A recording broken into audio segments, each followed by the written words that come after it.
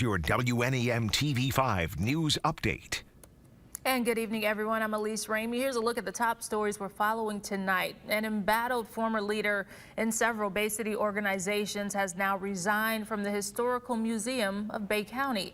Mike Bacigalupo once held numerous positions within the community, including Special Events Coordinator for Bay City, Director of the State Theater, and his position at Bay City's Downtown Development Authority. His resignation as director comes after the State Theater announced on March 1st it filed for bankruptcy and ceased operations. According to court records, the theater had $100,000 to $500,000 in assets, but owed anywhere from $1 million to $10 million.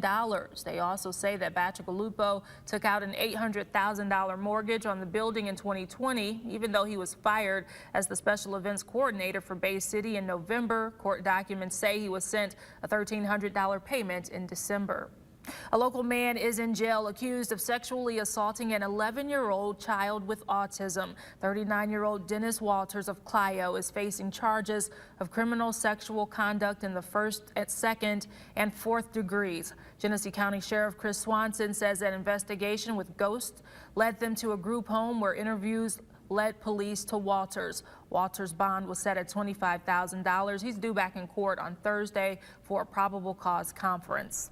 Ascension hospitals in Saginaw, Standish, and Tawas are becoming part of My Michigan Health. The transaction expected to close this summer after regulatory and other required third-party approvals. Until then, Ascension Michigan's northern locations and My Michigan Health will continue to operate independently.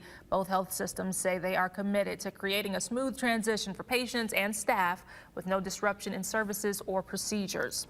And now here's Chris with a look at your forecast. Elise, we've got some showers passing through tonight, occasionally a rumble of thunder. So far, so good when it comes to severe weather, at least as of 6:35. This is mostly just a thin line of showers as it moves off to the east.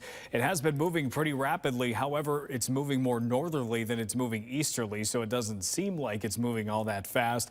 But some of these showers are moving at about 40 to 50 miles per hour off to a north-northeasterly direction, a little bit less so as it moves off to the east. Some of the heavier showers, at least as of about 6:35, are moving their way through Genesee and also Tuscola County, eventually moving into portions of Huron and also Sanilac and Lapeer counties, but it will take a little bit more time before eventually those arrive. Your sky tracker shows we've got a cold front to the west that will eventually pass through.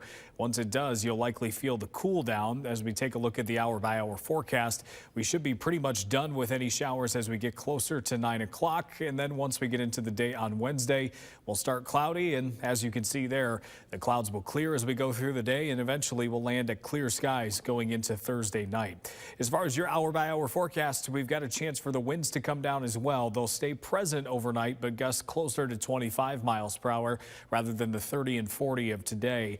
Your lows will also be much cooler in the 20s and 30s, and we're only up to the upper 30s and low 40s tomorrow afternoon. That's not an indication of the entire week, though. We're back to near 50 on Friday with some sun. Over the weekend, relatively mild as well. A chance for a few showers on Saturday. For the most part, Easter looks dry. Remember to tune into WNEM TV5 on air and online 24/7 for the latest news, weather, and information.